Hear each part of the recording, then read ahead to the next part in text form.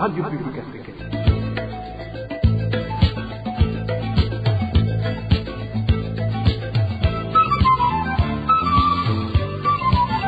Radio Publique Africaine.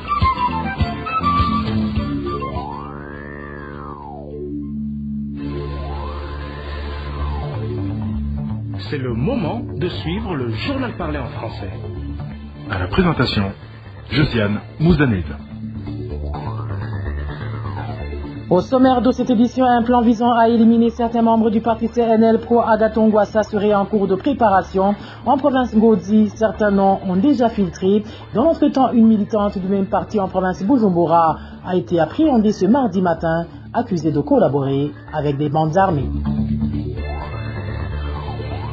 Emprisonner des filles et des femmes juste pour avoir mis au monde des enfants conçus hors mariage est un crime grave, en plus de constituer une violation des droits humains. Vous aurez les détails dans ce journal. Dans ce journal, nous vous parlerons également du calvaire que vivent les vendeurs de fruits de la communauté Mitoké, qui se voient contraints de jeter leurs marchandises pourries, faute de marché d'écoulement. C'est suite à la fermeture de la frontière burundo-rwandaise.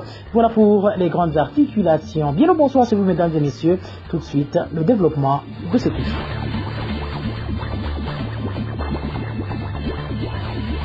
Rebonsoir. Débutons ce journal par la page sécuritaire où deux corps sans vie ont été découverts flottant sur les eaux du lac Tanganyika dimanche dernier sur la colline Limbo dans la zone Mukungu, commune Nyanzalak en province Makamba. La population qui a vu ces corps sans vie indique qu'ils étaient déjà en décomposition. Le point avec Dani Claire Ilatkoumv. Ces deux corps sans vie retrouvés dimanche dernier flottaient sur les eaux du lac Tanganyika dans le secteur Nyangende de la zone Mukungu. C'était le matin vers 10 heures. La population qui a trouvé les deux corps a révélé à la RPA qu'ils étaient des hommes ayant l'âge compris entre 35 et 40 pour l'un et entre 40 et 45 pour l'autre. Cet habitant indique que les deux corps étaient déjà en décomposition. Dimanche à 10 heures du matin, deux corps d'hommes ont été découverts dans le lac Tanganyika sur la colline Limbo, secteur Nyangende. Les deux corps sans vie n'ont pas été identifiés. Après les avoir repêchés du lac Tanganyika, ils étaient déjà en décomposition. L'un de ces corps portait un pantalon noir et un tricot rouge. Il avait un âge compris entre 35 et 40 ans. L'autre portait un pantalon vert et un tricot blanc et son âge était estimé entre 40 et 45 ans. Après avoir été repêchés du lac Tanganyika, aucune identité n'a été trouvée sur ces deux corps sans vie. Par contre, les deux corps ont été trouvés avec une bougie et une bouteille contenant de l'huile dans leurs mains. Les autorités n'ont pas tardé à se rendre sur place et ils ont ordonné l'inhumation dans l'immédiat de ces deux corps, surtout qu'ils étaient déjà en décomposition. Après les avoir repêchés du lac Tanganyika, personne n'a pu identifier les deux corps car ils n'avaient pas de papier d'identité sur eux. Ils avaient seulement de petites bougies utilisées pour invoquer les mauvais esprits. Ce sont des bougies qui dégagent souvent de la fumée. En plus de cela, ils avaient encore sur eux une bouteille contenant de l'huile inconnue. Par la suite, les autorités locales sont arrivées sur place. Il s'agissait du chef de la zone Mukungu, du chef de la colline Limbo, du chef de la police de Mukungu, du commandant des marines à Muguruka, ainsi que du commissaire de la police de Nyanzalak. Toutes ces autorités ont ordonné que ces deux corps soient enterrés. Les informations en provenance de la zone Mukungu indiquent que les deux corps sans vie ont été enterrés à Nyangende, tout près du lac Tanganyika. Dani Claire Ilatkoumva, je vous le disais en titre, arrestation ce matin d'une femme du nom de Claudine Chimilimana, habitant sur la colline Gikangaga, zone Ruyaga, en commune Kanyosha. Nous sommes en province Bujumbura. Selon les informations recueillies auprès de sa famille, Claudine Chimilimana a été arrêtée par des policiers, accompagnée par des Imbonilakure, accusée d'abriter un rebelle chez elle, bien qu'une fouille faite chez elle n'ait rien donné. Suivez plutôt le témoignage d'Aimé Maguera, un des frères de Claudine Chimilimana. Il était était entre 4h et 6h du matin. Et lorsque nous sommes réveillés vers 6h du matin, nous avons reçu un message comme quoi Claudine venait d'être arrêtée. Je ne dirais même pas arrêtée, mais kidnappée, enlevée parce que il s'agissait des policiers bien armés, lourdement armés, accompagnés par les Imbonerakure. Et donc, il était accusé d'abriter un combattant, un rebelle. Alors, dans ces circonstances pareilles, ce qu'on fait, c'est ouvrir. Et la police a fouillé partout. Elle n'a rien trouvé, y compris les Imbonerakure aussi, ils ont fouillé, ils n'ont rien trouvé. Mais malgré tout, la police aurait livré Claudine aux mains de ces Imbonerakure parce que ces Imbonerakure ont dit que voilà, il y a quelqu'un qui leur a renseigné. Alors ils ont décidé du moins d'amener Claudine dans un endroit toujours inconnu et pour la confronter avec la personne qui aurait livré les informations. Donc l'informateur des Imbonerakure. La police n'a rien fait et puis elle n'a pas présenté un mandat d'arrêt. Donc c'est une sorte de kidnapping. Donc, pour l'instant, on ne sait pas où elle est, sauf que nous sommes en train de suivre la situation. Mais dans des cas pareils, lorsque au Burundi, il y a la famille est accusée d'abriter un malfrat ou un rebelle, donc nous avons l'habitude de voir que c'est l'homme ou les deux, l'homme et la femme, qui sont arrêtés en même temps.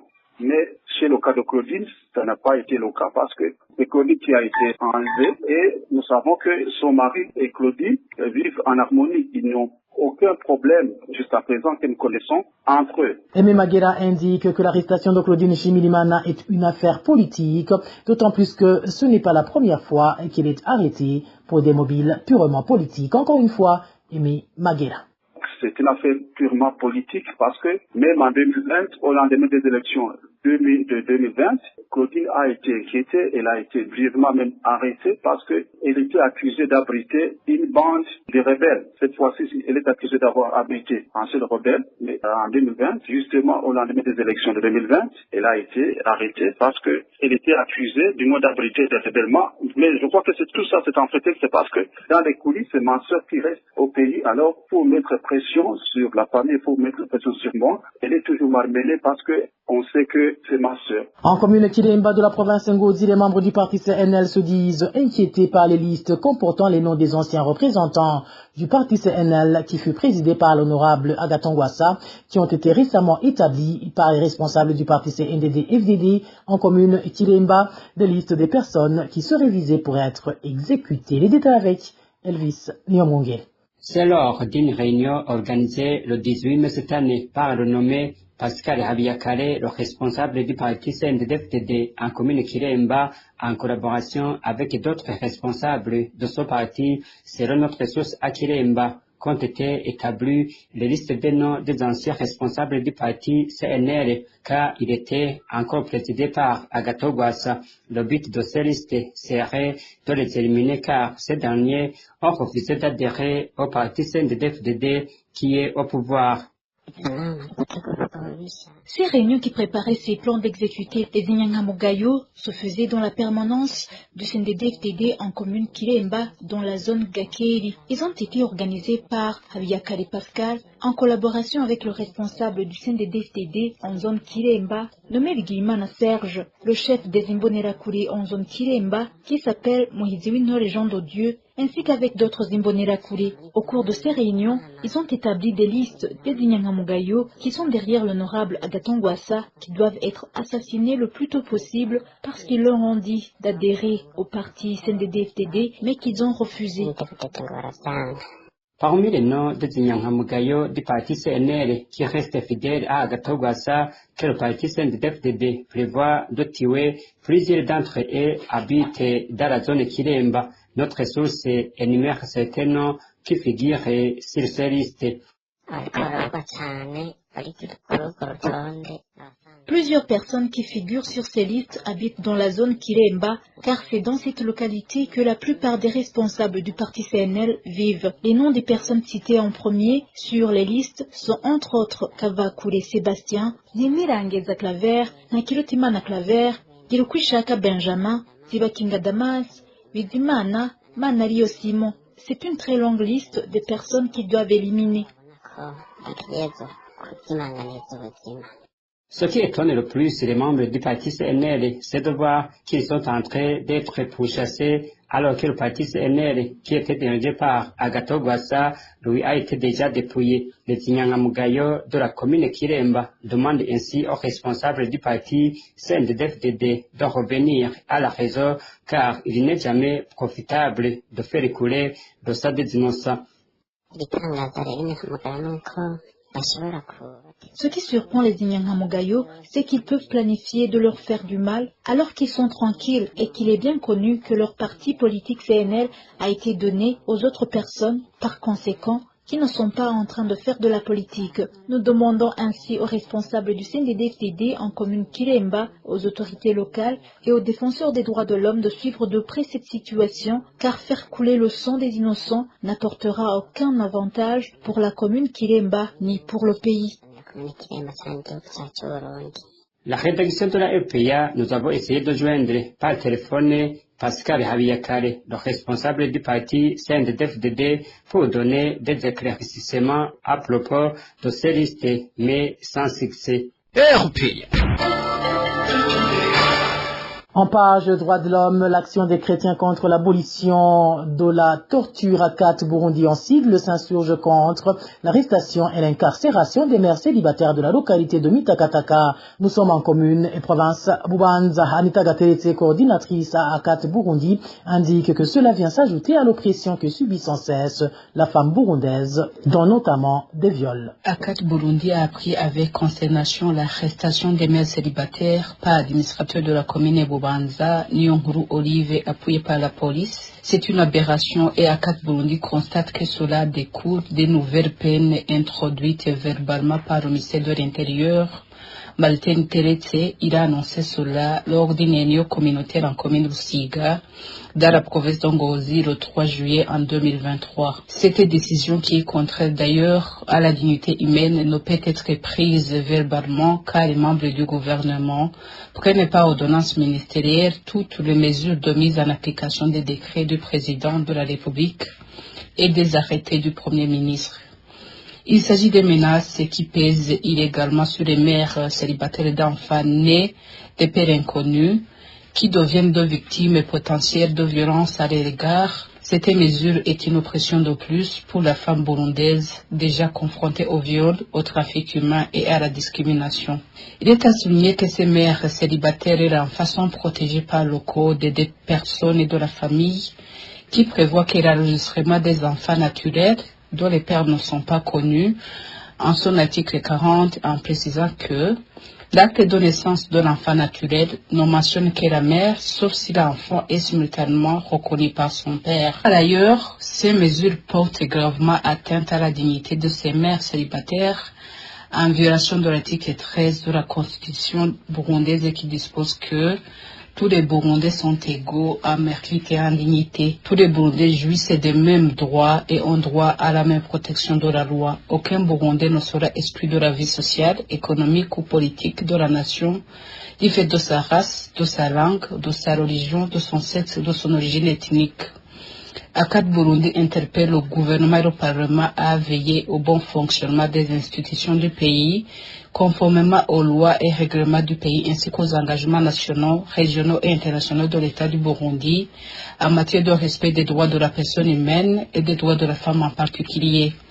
Par conséquent, toute prise de décision arbitraire ou illégale par une quelconque autorité administrative ou politique devrait amener les instances habilitées à intervenir sans tarder pour prévenir des conséquences néfastes sur les victimes. Rappelons que depuis jeudi de la semaine dernière, une vingtaine de mères célibataires ont été arrêtées et incarcérées à Mitakataka sur ordre de l'administrateur de la commune Bubanza et qu'une amende variant entre 50 et 500 000 francs burundais leur aurait été exigée pour qu'ils soient libérés. En page société, le secteur agricole est l'un des secteurs touchés par la mesure du gouvernement burundais de fermer ses frontières avec le Rwanda. Aujourd'hui, la RPA vous brosse le portrait d'une famille de la province Kibitoke qui avait investi dans l'agriculture fruitière et qui enregistre d'énormes pertes vu que leurs fruits ne cessent de pourrir dans les champs faute de marché d'écoulement. Le point avec Eric Nyonzima. Moi, je pratiquais l'agriculture des fruits et des tomates. Il s'agit ici d'un agriculteur de la province Chibitoke. La rédaction de la RPA l'a retrouvé en zone Gasenyi de la commune Buganda. C'est dans cette zone qu'il exerce son métier d'agriculture. Cet homme, à qui nous donnons le nom de Zachary, a investi surtout dans l'agriculture des cultures maraîchères et des arbres fruitiers. Cependant, ça ne serait plus rentable.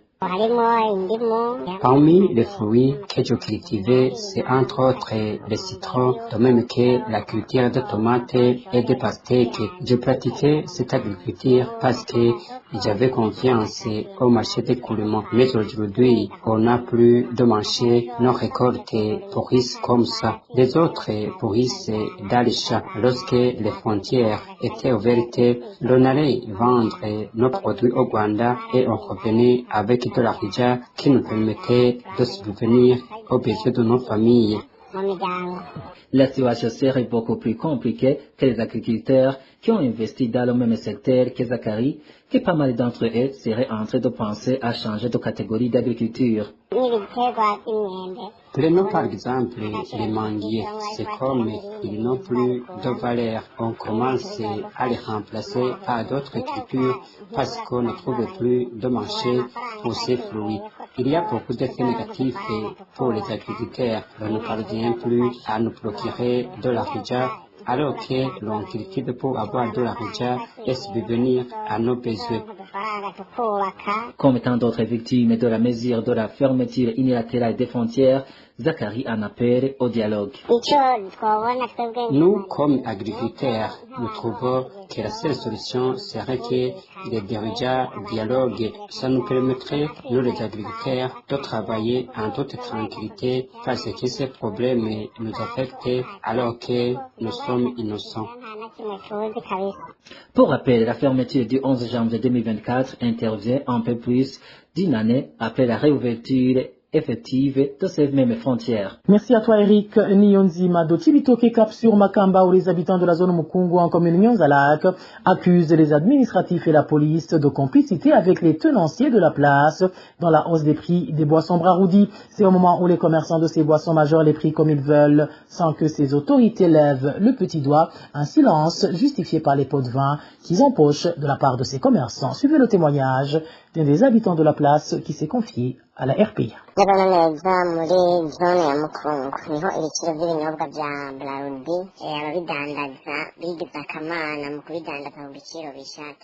C'est plus précisément en zone Mukungu où les prix des boissons de la Braroudi sont anarchiquement fixés par les commerçants qui les vendent. À titre illustratif, sur les collines Mukungu et Muguruka, deux commerçants, à savoir le prénommé Auguste qui détient un buisson sur la colline Muguruka et Giovanni qui œuvre sur la colline Mukungu, sont très reconnus dans la hausse des prix. Tenez, la grande primance coûte entre 4 500 et 5 000 francs, alors que le prix officiel est de 2 200 francs. La grande Amstel coûte entre 7 000 et 8 000 francs au lieu de 3 000 francs. Un Fanta coûte 1 500 francs et une petite primance 3 000 francs.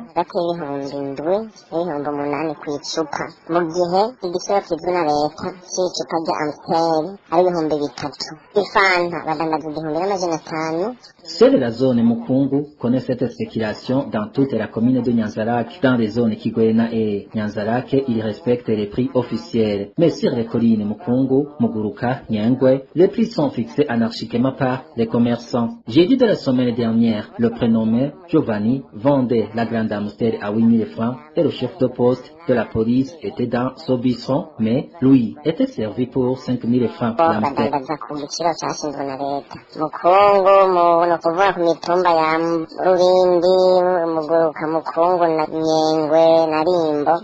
Nous concluons alors que ces commerçants sont sous la couverture des administratifs et de la police, dont le chef de zone, le chef de colline et le chef de poste de la police qui assistent silencieusement à cette spéculation et seraient même corrompus par ces détenteurs de buissons.